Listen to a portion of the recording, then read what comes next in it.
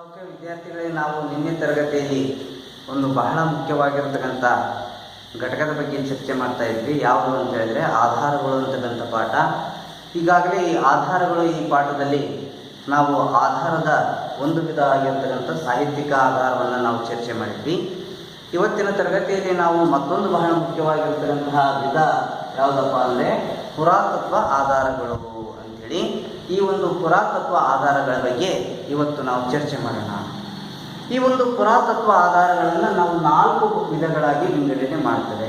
ಅವು ಯಾವುವು ಅಂದರೆ, ಒಂದು ಶಾಸನಗಳು, ಇನ್ನೊಂದು ನಾಣ್ಯಗಳು, ಮತ್ತೊಂದು ಸ್ಮಾರಕಗಳು, ಇನ್ನೊಂದು ಯಾವುದಪ್ಪ ಅಂತ ಹೇಳಿದ್ರೆ ಇತರೆ ಅವಶೇಷಗಳು. ಹೀಗೆ ಪುರಾತತ್ವ ಆಧಾರಗಳಲ್ಲಿ ನಾವು 4 ವಿಧಗಳನ್ನು ಕಾಣ್ತಾ ಇದ್ದೇವೆ. ಯಾವ್ಯಾವು? ಶಾಸನಗಳು, ನಾಣ್ಯಗಳು, ಸ್ಮಾರಕಗಳು ಮತ್ತು ಇತರೆ ಅವಶೇಷಗಳು. ಈಗ ಒಂದೊಂದೇ ಚರ್ಚೆ ಮಾಡ್ತಾ ಹೋಗೋಣ. ಯಾವುದು ಅಂತ ಹೇಳಿದ್ರೆ ಶಾಸನ.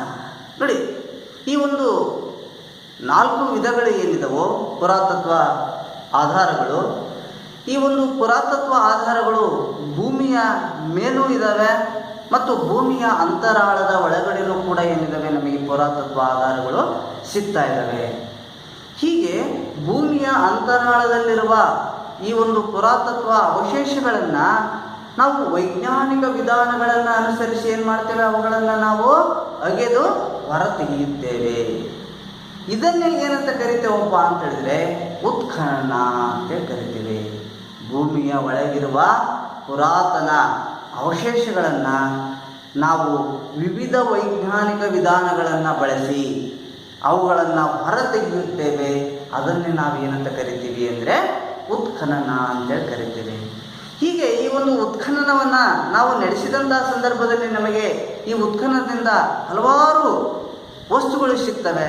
ಉದಾಹರಣೆಗೆ ಅಲ್ಲಿ ನಮಗೆ ಕಟ್ಟಡದ ಅವಶೇಷಗಳು ಸಿಗ್ತವೆ, ಹಾಗೆಯೇ ನಮಗೆ ಶಾಸನಗಳು ಸಿಗ್ತವೆ, ನಾಣ್ಯಗಳು ಸಿಗ್ತವೆ, ಮುದ್ರೆಗಳು ಸಿಗ್ತವೆ, ಮಣಿಗಳು ಸಿಗ್ತವೆ, ಬಳೆಗಳು ಸಿಗ್ತವೆ, ಹೀಗೆ ಲೋಹದ ತುಣುಕುಗಳು ಸಿಗ್ತವೆ. ಹೀಗೆ ಹಲವಾರು ವಸ್ತುಗಳು ಏನು ಮಾಡ್ತವೆ, ನಮಗೆ ಉತ್ಖನನ ನಡೆಸಿದಂಥ ಸಂದರ್ಭದಲ್ಲಿ ಸಿಗ್ತವೆ. ಆ ಸಿಕ್ಕಂತಹ ವಸ್ತುಗಳನ್ನು ನಾವು ವೈಜ್ಞಾನಿಕ ವಿಧಾನಗಳನ್ನು ಬಳಸಿಕೊಂಡು ಅವುಗಳನ್ನು ಏನು ಮಾಡ್ತೇವೆ, ವಿಶ್ಲೇಷಣೆಯನ್ನು ಮಾಡಿ ಅದು ಯಾವ ಒಂದು ಕಾಲಮಾನಕ್ಕೆ ಸಂಬಂಧಿಸಿದ್ದು ಅನ್ನೋದನ್ನು ಏನು ಮಾಡ್ತೇವೆ, ನಾವು ಚರ್ಚೆ ಮಾಡ್ತೇವೆ. ಹೀಗೆ ಈ ಒಂದು ಉತ್ಖನನದ ಈ ಒಂದು ಪುರಾತತ್ವ ಆಧಾರಗಳಲ್ಲಿ ಒಂದನೇದು ಯಾವುದಪ್ಪ ಅಂತ ಹೇಳಿದ್ರೆ ಶಾಸನಗಳು. ಈ ಶಾಸನ ಅಂದರೆ ಏನಪ್ಪ ಅಂತ ಹೇಳಿದ್ರೆ ಕೊರೆಯಲ್ಪಟ್ಟಿರುವ ಅಂತೇಳಿ ಅರ್ಥ. ಈ ಶಾಸನಗಳನ್ನು ನಾವು ಎಲ್ಲಿ ಕೆತ್ತಿದ್ದೇವೆ ಅಂತ ಹೇಳಿದ್ರೆ ಕಲ್ಲುಗಳ ಮೇಲೆ ಕೆತ್ತಿದ್ದಾರೆ, ಬಂಡೆಗಳ ಮೇಲೆ ಕೆತ್ತಿದ್ದಾರೆ, ದಂತದ ಮೇಲೆ ಕೆತ್ತಿದ್ದಾರೆ, ಲೋಹದ ಮೇಲೆ ಕೆತ್ತಿದ್ದಾರೆ ಮತ್ತು ಸುಟ್ಟ ಮಣ್ಣಿನ ಹಲಗೆ ಮೇಲೆ ಕೆತ್ತಿದ್ದಾರೆ. ಹೀಗೆ ಒಂದು ಗಟ್ಟಿಯಾದ ವಸ್ತುಗಳ ಮೇಲೆ ಏನು ಮಾಡಿದ್ದಾರೆ, ಹಿಂದಿನ ಕಾಲದಲ್ಲೇ ಶಾಸನಗಳನ್ನು ಕೆತ್ತಿದ್ದಾರೆ. ಈ ಶಾಸನಗಳು ಆಯಾ ಕಾಲಘಟ್ಟದ ಜೊತೆ ನೇರವಾದ ಸಂಬಂಧವನ್ನು ಹೊಂದಿರುವುದರಿಂದ ಇವು ನಮಗೆ ಇತಿಹಾಸವನ್ನು ತಿಳಿಯಲಿಕ್ಕೆ ಹೆಚ್ಚು ವಿಶ್ವಾಸಾರ್ಹವಾಗಿರ್ತಕ್ಕಂತಹ ಒಂದು ಆಧಾರಗಳು ಆಗಿದ್ದಾವೆ. ಹೀಗೆ ಈ ರೀತಿ ನಮಗೆ ಸಿಗ್ತಕ್ಕಂಥ ಶಾಸನಗಳಲ್ಲಿ ಮೊದಲಿಗೆ ಸಿಗ್ತಕ್ಕಂಥ ಒಂದು ಪ್ರಪ್ರಥಮ ಶಾಸನಗಳು ಯಾರವಪ್ಪ ಅಂತ ಹೇಳಿದ್ರೆ ಅಶೋಕನ ಶಾಸನಗಳು. ಈ ಅಶೋಕನ ಶಾಸನಗಳೇ ಭಾರತದಲ್ಲಿ ಪ್ರಥಮವಾಗಿ ಲಭ್ಯವಾದಂಥ ಒಂದು ಶಾಸನಗಳು. ಹಾಗಾಗಿ ಈ ಒಂದು ಅಶೋಕ ಹಲವಾರು ಶಾಸನಗಳನ್ನು ಏನು ಮಾಡಿದ್ನಪ್ಪ ಅಂತ ಹೇಳಿದ್ರೆ ಅವನು ವರ್ಣಿಸಿದ್ದ ತನ್ನ ಆಳ್ವಿಕೆಯ ಕಾಲದಲ್ಲಿ. ಹೀಗೆ ಈ ಒಂದು ಅಶೋಕ ವರ್ಣಿಸಿದಂತಹ ಶಾಸನಗಳು ಸಾಕಷ್ಟು ಲಭ್ಯವಿದ್ದಾವೆ. ನಮ್ಮ ಕರ್ನಾಟಕದಲ್ಲೂ ಕೂಡ ಮಸ್ಕಿಯಲ್ಲಿದೆ, ನಿಟ್ಟೂರಿನಲ್ಲಿದೆ. ಹೀಗೆ ಈ ಒಂದು ಸ್ಥಳಗಳಲ್ಲಿ ನಮಗೆ ಶಾಸನಗಳು ಏನಾಗಿದಾವಪ್ಪ ಅಂತ ಹೇಳಿದ್ರೆ ಸಿಕ್ಕಿದ್ದಾವೆ. ಈ ಒಂದು ಅಶೋಕನ ಶಾಸನಗಳು ಯಾವ ಭಾಷೆ, ಈ ಒಂದು ಅಶೋಕನ ಶಾಸನಗಳು ನಮಗೆ ಇಲ್ಲಿ ಲಿಪಿ ಯಾವುದಿದೆ ಅಂತ ಹೇಳಿದ್ರೆ ಅಶೋಕಂದು ಬ್ರಾಹ್ಮಿ ಲಿಪಿಯಲ್ಲಿ ಇದೆ. ಅಶೋಕನ ಶಾಸನಗಳು ಬ್ರಾಹ್ಮಿ ಲಿಪಿಯಲ್ಲಿದ್ದಾವೆ. ಮತ್ತು ಭಾಷೆ ಯಾವ ಭಾಷೆಯಲ್ಲಿದ್ದಾವೆ ಅವನ ಶಾಸನಗಳು ಅಂತ ಹೇಳಿದ್ರೆ ಪ್ರಾಕೃತ ಭಾಷೆಯಲ್ಲಿ ಅವನ ಶಾಸನಗಳು ಇರತಕ್ಕಂಥದ್ದನ್ನು ನಾವು ಕಾಣ್ತಾ ಇದ್ದೇವೆ. ಹೀಗೆ ಅಶೋಕನ ಶಾಸನಗಳಲ್ಲದೇ ಇನ್ನು ಈ ಒಂದು ಭಾಷೆಗಳಲ್ಲದೇ ಹಲವಾರು ಭಾಷೆಗಳಲ್ಲಿ ಕನ್ನಡ ಆಗಿರ್ಬೋದು, ತೆಲುಗು ಆಗಿರ್ಬೋದು, ತಮಿಳು, ಸಂಸ್ಕೃತ, ಪ್ರಾಕೃತ, ಹೀಗೆ ಹಲವಾರು ಭಾಷೆಗಳಲ್ಲಿ ನಮಗೆ ಏನಾಗಿದ್ದಾವೆ ಶಾಸನಗಳು ಲಭ್ಯ ಇದ್ದಾವೆ. ಹೀಗೆ ಅಶೋಕನ ಶಾಸನ ಅಲ್ಲದೆ ನಮಗೆ ಇನ್ನೂ ಅನೇಕ ಶಾಸನಗಳು ಇತಿಹಾಸದಲ್ಲಿ ಇದ್ದಾವೆ. ಉದಾಹರಣೆಗೆ ಸಮುದ್ರಗುಪ್ತನ ಅಲಹಾಬಾದ್ ಸ್ತಂಭ ಶಾಸನ. ಯಾವುದೋ ಸಮುದ್ರಗುಪ್ತನ ಅಲಹಾಬಾದ್ ಸ್ತಂಭ ಶಾಸನ. ಆ ಒಂದು ಸಮುದ್ರಗುಪ್ತನ ಒಂದು ದಿಗ್ವಿಜಯ ಒಂದು ಸಾಧನೆಗಳನ್ನು ತಿಳಿಯಲಿಕ್ಕೆ ಸಹಾಯಕ ಆಗಿದೆ. ಹಾಗೆಯೇ ಇಮ್ಮಡಿ ಪುಲಕೇಶಿಯ ಐಹೊಳೆ ಶಾಸನ. ಇಮ್ಮಡಿ ಪುಲಕೇಶಿ ಬರೆಸಿರ್ತಕ್ಕಂತಹ ಐಹೊಳೆ ಶಾಸನ, ಬಾದಾಮಿಯ ನೇಗುತ್ತಿ ದೇವಾಲಯದ ಮೇಲೆ ಏನು ಕೆತ್ತನೆ ಮಾಡಲಾಗಿದೆಯಲ್ಲ ಐಹೊಳೆ ಶಾಸನ, ಆ ಐಹೊಳೆ ಶಾಸನ ಇಮ್ಮಡಿ ಪುಲಕೇಶಿಯ ಬಗ್ಗೆ ವಿವರಣೆ ಕೊಡ್ತಾ ಇದೆ. ಹಾಗೆಯೇ ಪಾರಾಂತಕನ ಉತ್ತರ ಮೇರೂರು ಶಾಸನ ಅಂತೇಳಿದೆ. ಈ ಒಂದು ಪಾರಾಂತಕನ ಉತ್ತರ ಮೇರೂರು ಶಾಸನ ನಮಗೆ ಈ ಒಂದು ಚೋಳರ ಒಂದು ಗ್ರಾಮಾಡಳಿತವನ್ನು ತಿಳಿಲಿಕ್ಕೆ ಏನಾಗಿದೆ, ನಮಗೆ ಸಹಾಯಕ ಆಗಿದೆ. ಹಾಗೆಯೇ ಖಾರವೇಲನ ಹತಿಗುಂಪ ಶಾಸನ. ಖಾರವೇಲ ಕಳಿಂಗದ ರಾಜ ಆಗಿರತಕ್ಕಂಥ ಖಾರವೇಲ, ಆ ಖಾರವೇಲ ರಚನೆ ಮಾಡಿರ್ತಕ್ಕಂಥ ಹತಿಗುಂಪ ಶಾಸನವನ್ನು ಕೂಡ ನಮಗೆ ಅವರ ಒಂದು ಇತಿಹಾಸವನ್ನು ತಿಳಿಯಲಿಕ್ಕೆ ಸಹಾಯಕ ಆಗಿದೆ. ಹೀಗೆ ಈ ಒಂದು ಶಾಸನಗಳು ಆಯಾ ಕಾಲದ ಸಾಮಾಜಿಕ, ಆರ್ಥಿಕ, ಧಾರ್ಮಿಕ, ಶೈಕ್ಷಣಿಕ ವಿಷಯಗಳನ್ನು, ಸಂಗತಿಗಳನ್ನು ತಿಳಿಯಲಿಕ್ಕೆ ಏನಾಗಿದ್ದಾವೆ, ನಮಗೆ ಸಹಾಯಕ ಆಗಿರ್ತಕ್ಕಂಥದ್ದನ್ನು ನಾವು ಕಾಣ್ತಾ ಇದ್ದೇವೆ. ಹಾಗಾಗಿ ಈ ಶಾಸನಗಳು ಕೂಡ ನಮ್ಮ ಭಾರತದ ಇತಿಹಾಸವನ್ನು ರಚನೆ ಮಾಡಲಿಕ್ಕೆ ಏನಾಗಿದ್ದಾವೆ, ನಮಗೆ ಆಧಾರಗಳು ಆಗಿರ್ತಕ್ಕಂಥದ್ದನ್ನು ನಾವು ಕಾಣ್ತಾ ಇದ್ದೇವೆ. ಹಾಗೆಯೇ ಮತ್ತೊಂದು ಇದೆ, ಯಾವುದಪ್ಪ ಅಂತ ಹೇಳಿದ್ರೆ ನಾಣ್ಯಗಳು.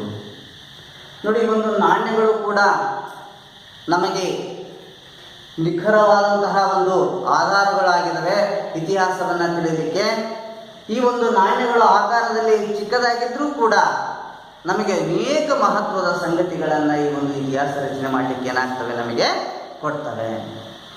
ಇವರು ಏನು ಈ ಒಂದು ರಾಜರು ತಮ್ಮ ಆಳ್ವಿಕೆ ಕಾಲದಲ್ಲಿ ಹೊರಡಿಸಿದಂತಹ ಒಂದು ನಾಣ್ಯಗಳೇನಿದವೋ ಆ ನಾಣ್ಯಗಳು ನಮಗೆ ಆ ಒಂದು ರಾಜನ ಬಗ್ಗೆ ಮಾಹಿತಿ ಕೊಡ್ತವೆ. ಆ ಒಂದು ರಾಜನ ಒಂದು ಪ್ರದೇಶದ ವ್ಯಾಪ್ತಿ, ಅವನು ಒಂದು ಸಾಮ್ರಾಜ್ಯ ಎಲ್ಲಿಯವರೆಗಿತ್ತು ಅನ್ನೋದನ್ನು ಅವು ನಮಗೆ ಮಾಹಿತಿ ಕೊಡ್ತವೆ.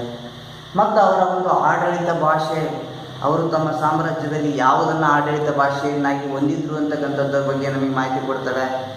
ಹಾಗೆಯೇ ರಾಜನ ಬಿರುದು ಮತ್ತು ಸಾಧನೆಗಳ ಬಗ್ಗೆ ನಮಗೆ ಮಾಹಿತಿ ಕೊಡ್ತವೆ. ರಾಜ ಏನು ಬಿರುದನ್ನು ಹೊಂದಿದ್ದ ಮತ್ತು ಅವನ ಸಾಧನೆಗಳು ಏನು ಸಾಧನೆಯನ್ನು ಮಾಡಿದ ಅನ್ನೋದರ ಬಗ್ಗೆ ಅವು ಮಾಹಿತಿಯನ್ನು ಕೊಡ್ತವೆ. ಮತ್ತು ರಾಜನ ಮತ ಧರ್ಮ, ರಾಜ ಅವನು ಯಾವ ಮತವನ್ನು ಅನುಸರಿಸ್ತಾ ಇದ್ದ, ಯಾವ ಧರ್ಮವನ್ನು ಅನುಸರಿಸ್ತಾ ಇದ್ದ ಅಂತಕ್ಕಂಥದ್ರ ಬಗ್ಗೆ ನಮಗೆ ಅವು ಮಾಹಿತಿಯನ್ನು ಕೊಡ್ತಾ ಇದ್ದಾವೆ.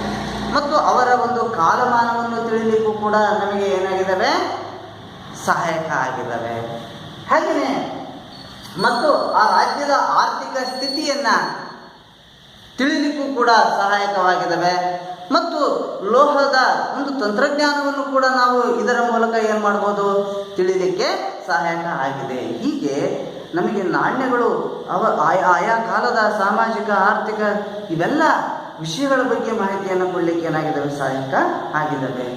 ಇಲ್ಲಿ ಸಮುದ್ರಗುಪ್ತ ತನ್ನ ಆಳ್ವಿಕೆ ಕಾಲದಲ್ಲಿ ಅವನು 7 ಬಗೆಯ ನಾಣ್ಯಗಳನ್ನು ಏನು ಮಾಡಿದ್ನಪ್ಪ ಅಂತ ಹೇಳಿದರೆ ಅವನು ಹೊರಡಿಸಿದ್ದ. ಅವನು ಹೊರಡಿಸಿದಂತಹ ನಾಣ್ಯಗಳನ್ನು ನಾವು ಅಧ್ಯಯನ ಮಾಡಿದಾಗ ಸಮುದ್ರಗುಪ್ತ ಇವನು ಸಂಗೀತ ಪ್ರಿಯನಾಗಿದ್ದ ಅನ್ನುವಂಥದ್ದು ನಮಗೆ ತಿಳಿದು ಬರ್ತಾ ಇದೆ ಅವನ ನಾಣ್ಯಗಳಿಂದ. ಮತ್ತು ಅವನು ಅಶ್ವಮೇಧ ಯಾಗವನ್ನು ಮಾಡಿದ್ದ ಅಂತಕ್ಕಂಥದ್ದು ಕೂಡ ನಮಗೇನಾಗ್ತದೆ, ಇದರಿಂದ ತಿಳಿದು ಬರ್ತಾ ಇದೆ. ಈ ಮಾಹಿತಿ ನಮಗೆ ನಾಣ್ಯಗಳ ಸಹಾಯದಿಂದ ತಿಳಿಯಲಿಕ್ಕೆ ಸಾಧ್ಯ ಆಗಿದೆ.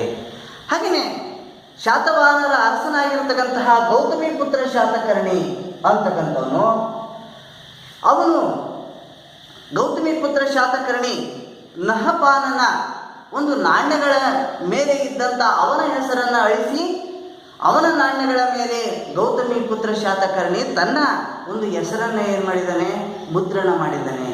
ಇದರಿಂದ ನಮಗೆ ಏನು ತಿಳಿದು ಬರ್ತದೆ ಅಂತ ಹೇಳಿದ್ರೆ, ಗೌತಮಿ ಪುತ್ರ ಶಾತಕರ್ಣಿ ಆ ಒಂದು ನಹಪಾನನನ್ನು ಸೋಲಿಸಿದ್ದ ಅನ್ನೋದನ್ನು ನಾವೇನು ಮಾಡ್ಬೋದು, ಇದರಿಂದ ತಿಳಿಲಿಕ್ಕೆ ಸಹಾಯಕ ಆಗಿದೆ. ಹಾಗೆಯೇ ನಮಗೆ ಬೆಂಗಳೂರಿನಲ್ಲಿ ರೋಮನ್ ಸಾಮ್ರಾಜ್ಯದ, ರೋಮ್ ದೇಶದ ಕೆಲವು ನಾಣ್ಯಗಳು ಏನಾಗಿದ್ದಾವೆ, ನಮಗೆ ಸಿಕ್ಕಿದ್ದಾವೆ.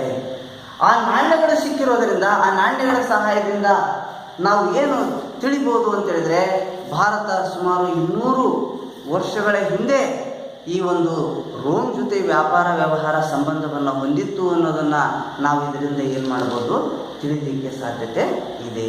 ಹೀಗೆ ಈ ರೀತಿಯಾಗಿ ನಮಗೆ ನಾಣ್ಯಗಳು ಕೂಡ ಇತಿಹಾಸವನ್ನು ರಚನೆ ಮಾಡಲಿಕ್ಕೆ ಪ್ರಮುಖ ಆಧಾರಗಳು ಆಗಿರ್ತಕ್ಕಂಥದ್ದನ್ನು ನಾವು ಕಾಣ್ತಾ ಇದ್ದೇವೆ.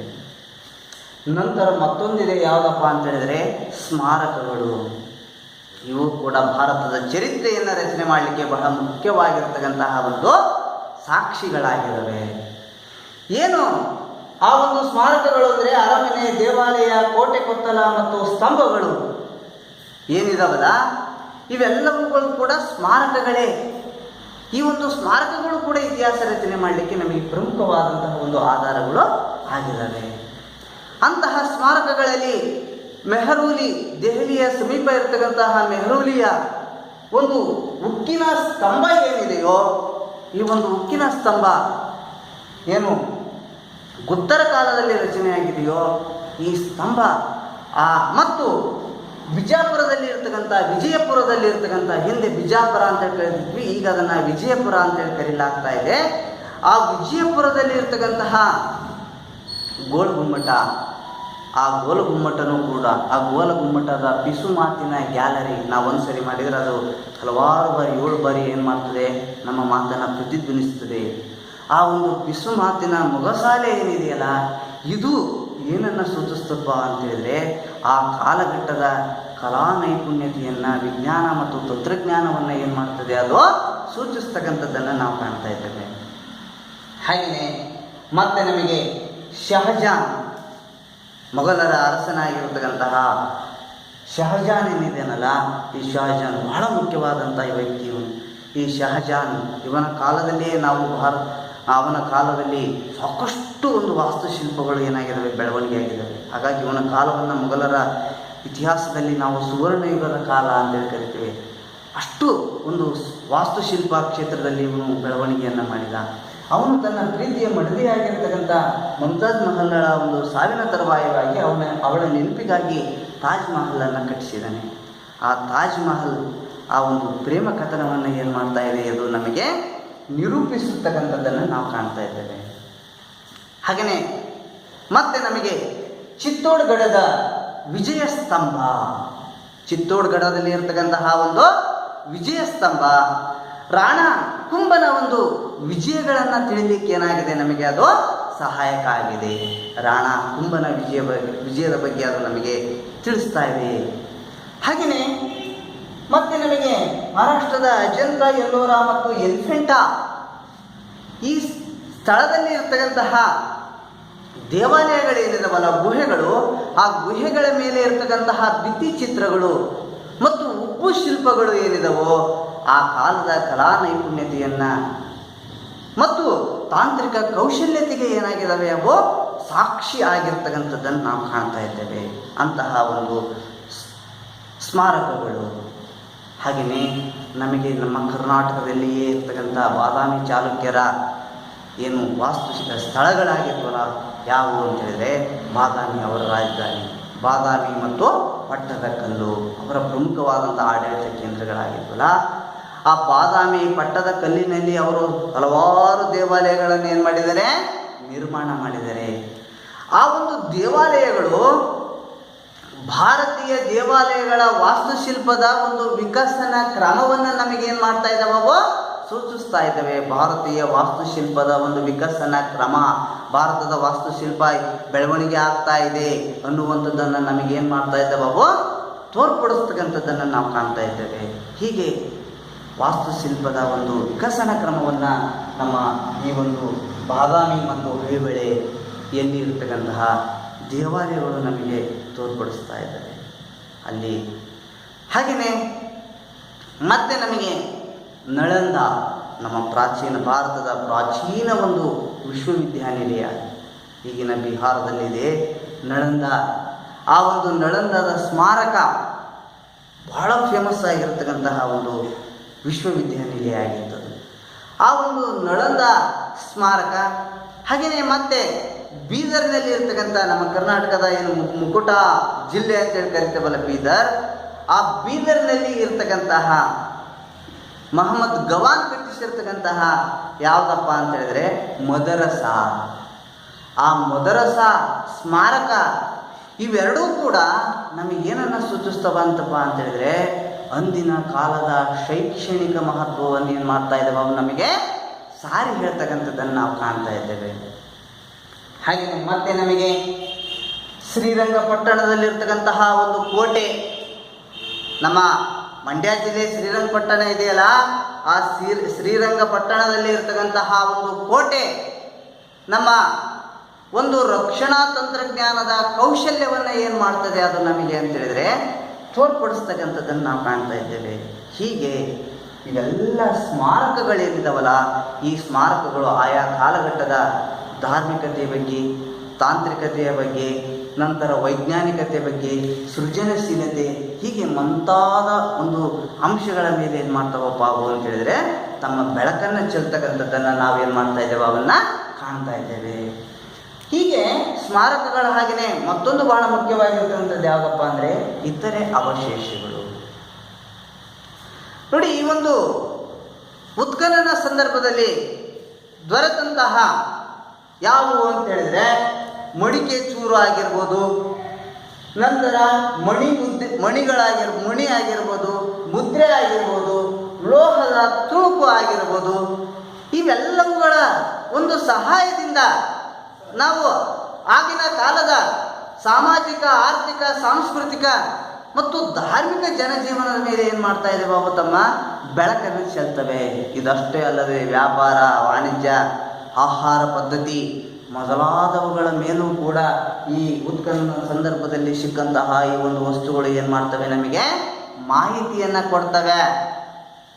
ಹೀಗೆ ಈ ಒಂದು ಉತ್ಖನನ ಸಂದರ್ಭದಲ್ಲಿ ನಮಗೆ ಸಿಕ್ಕಂತಹ ಕೆಲವೊಂದು ಜೈವಿಕ ವಸ್ತುಗಳಾದಂತಹ ಜೈವಿಕ ಸತ್ತ ಪ್ರಾಣಿಯಾಗಿರ್ಬೋದು ಅವಶೇಷಗಳು, ಜೈವಿಕ ಸತ್ತ ಪ್ರಾಣಿಯ ಅವಶೇಷಗಳು, ಪಕ್ಷಿಗಳ ಅವಶೇಷಗಳು ಮತ್ತು ಭೂಗರ್ಭದಲ್ಲಿ ಇವೆಲ್ಲ ಹುದುಗಿರ್ತಕ್ಕಂಥ ಗಿಡ ಮರಗಳ ಅವಶೇಷಗಳು, ಈ ಒಂದು ಅವಶೇಷಗಳನ್ನು ಏನು ಮಾಡ್ತೀವಪ್ಪ ನಾವು ಅಂತ ಹೇಳಿದ್ರೆ ಇವುಗಳನ್ನು ಇಂಗಾಲ 14 ಅಂತೇಳಿ ಒಂದು ವೈಜ್ಞಾನಿಕ ವಿಧಾನಕ್ಕೆ ಇವುಗಳನ್ನು ಏನು ಮಾಡ್ತೇವೆ ನಾವು ವೈಜ್ಞಾನಿಕ ವಿಧಾನಕ್ಕೆ ಒಳಪಡಿಸಿ, ಆ ಒಂದು ಇಂಗಾಲ 14 ಅಂತಕ್ಕಂಥ ಈ ಒಂದು ವೈಜ್ಞಾನಿಕ ವಿಧಾನಕ್ಕೆ ಒಳಪಡಿಸುವುದರಿಂದ ಇವುಗಳ ಒಂದು ಕಾಲವನ್ನು ಏನು ಮಾಡ್ಬೋದು, ನಾವು ನಿಷ್ಕರ್ಷ ಮಾಡಲಿಕ್ಕೆ ಏನಾಗಿದೆ, ನಮಗೆ ಸಹಾಯಕ ಆಗಿದೆ. ಹೀಗೆ ಈ ರೀತಿಯಾಗಿ ನಮಗೆ ಈ ಒಂದು ಸತ್ತ ಪ್ರಾಣಿ, ಪಕ್ಷಿ, ಗಿಡ ಮರ ಇವುಗಳನ್ನು ನಾವು ಇಲ್ಲಿ ಇಂಗಾಲ 14 ಅಂತಕ್ಕಂತಹ ಒಂದು ವೈಜ್ಞಾನಿಕ ವಿಧಾನಕ್ಕೆ ಒಳಪಡಿಸಿ ಆ ಒಂದು ವಸ್ತುವಿನ ಕಾಲವನ್ನು ನಿಷ್ಕರ್ಷೆ ಮಾಡಲಿಕ್ಕೆ ಏನಾಗಿದ್ದಾವೆ, ನಮಗೆ ಸಹಾಯಕ ಆಗಿದ್ದಾವೆ. ಹೀಗೆ ನಮಗೆ ಉತ್ಖನನದಿಂದಾಗಿ ಕೆಲವು ಕಡೆಗಳಲ್ಲಿ ಕೆಲವೊಂದು ವಸ್ತುಗಳು ನಮ್ಮ ಕರ್ನಾಟಕದಲ್ಲೇ ಸಿಕ್ಕಿದ್ದಾವೆ.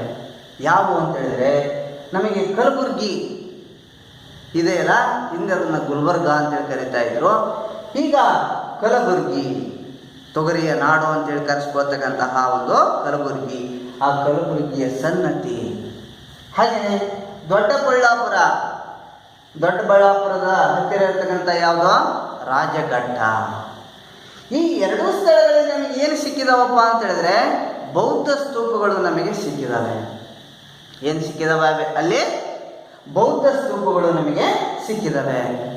ಹಾಗೆಯೇ ತಮಿಳುನಾಡು ರಾಜ್ಯದಲ್ಲಿ, ನಮ್ಮ ಪಕ್ಕದ ನೆರೆಯ ರಾಜ್ಯ ಇದೆಯಲ್ಲ ತಮಿಳುನಾಡು, ಆ ತಮಿಳುನಾಡಿನ ಅರಿಕೆಮೇಡು ಮತ್ತು ಪಟ್ಟಣಂ ಈ ಒಂದು ಸ್ಥಳದಲ್ಲಿ ನಡೆಸಿದಂತಹ ಉತ್ಖನನದಿಂದಾಗಿ ನಮಗೆ ಏನು ಗೊತ್ತಾಗ್ತದಪ್ಪ ಅಂತ ಹೇಳಿದ್ರೆ ಭಾರತದ, ವಿಶೇಷವಾಗಿ ನಮ್ಮ ದಕ್ಷಿಣ ಭಾರತ ರೋಮ್ನೊಂದಿಗೆ ಏನು ಮಾಡಿತ್ತು, ಪ್ರಾಚೀನ ಕಾಲದಿಂದಲೂ ಕೂಡ ವ್ಯಾಪಾರ ಸಂಬಂಧವನ್ನು ಹೊಂದಿತ್ತು ಅನ್ನೋದ್ರ ಬಗ್ಗೆ ನಮಗೇನಾಗ್ತಾ ಇದೆ, ಇದರಿಂದ ಮಾಹಿತಿ ಸಿಗ್ತಾ ಇದೆ. ಹೀಗೆ ಈ ಅವಶೇಷಗಳು ಕೂಡ, ಇವೆಲ್ಲ ಅವಶೇಷಗಳು ಕೂಡ ಆಯಾ ಕಾಲಘಟ್ಟದ ಒಂದು ಇತಿಹಾಸವನ್ನು ತಿಳಿಲಿಕ್ಕೆ ಏನಾಗಿದೆ, ನಮಗೆ ಸಹಾಯಕ ಆಗಿರ್ತಕ್ಕಂಥದ್ದನ್ನು ನಾವು ಕಾಣ್ತಾ ಇದ್ದೇವೆ.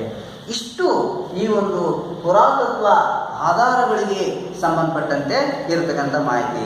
ಓಕೆ, ಇವತ್ತಿನ ಈ ಒಂದು ತರಗತಿಯಲ್ಲಿ ನಾವು ಪುರಾತತ್ವ ಒಂದು ಆಧಾರಗಳೇನಿದಾವಲ್ಲ, ಶಾಸನಗಳು, ನಾಣ್ಯಗಳು, ಸ್ಮಾರಕಗಳು ಮತ್ತು ಇದರ ಅವಶೇಷಗಳು, ಇವುಗಳ ಬಗ್ಗೆ ನಾವು ಇಲ್ಲಿಯವರೆಗೆ ಚರ್ಚೆಯನ್ನು ಮಾಡಿದ್ವಿ.